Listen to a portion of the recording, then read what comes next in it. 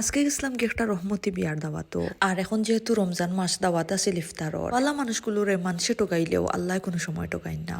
কোথায় আছে নানি আলামতি কিয়ামতের খবর বোঝা যায়। দেখিয়ে তো লাগছে সবকিছু বালাই বালাই হয়ে গেছে, বাকি বাজু সব আল্লাহর হাওলা। নবদম্পতির লাগি অনেক অনেক দোয়া এবং ভালোবাসা রইল।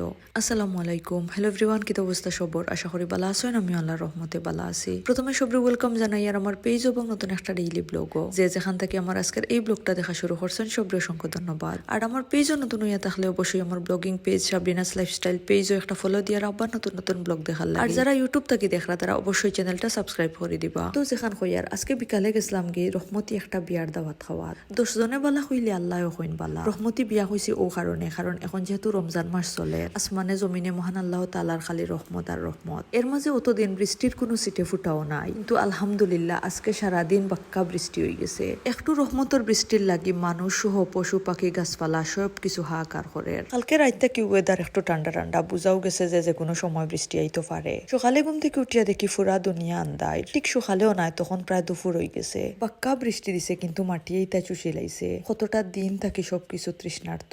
যাক বাক্কা দিন পরে বৃষ্টি পাইয়া সবকিছু যেন প্রাণ ফিরিয়া পাইছে।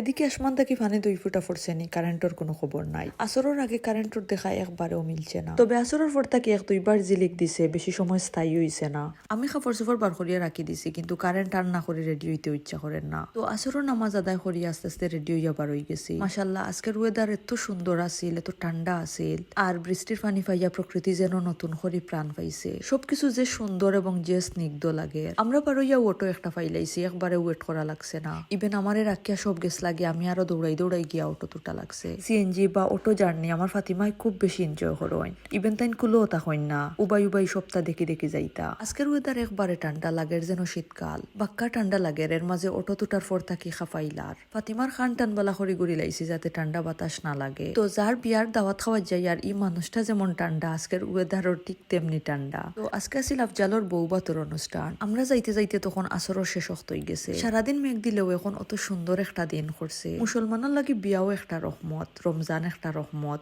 আর বৃষ্টিও একটা রহমত। দোয়া করি তারা সারাটা জীবন যেন আল্লাহ রহমতে রহমতে কাটি যায়। আমরা গিয়া দেখি ইফতারও লাগি মোটামুটি সব গুছগাছ শেষ। আত্মীয় স্বজন যারা আবার মোটামুটি সব আইচন। অলিমার পার্টিও আমরা যাওয়ার একটু আগে আইচন।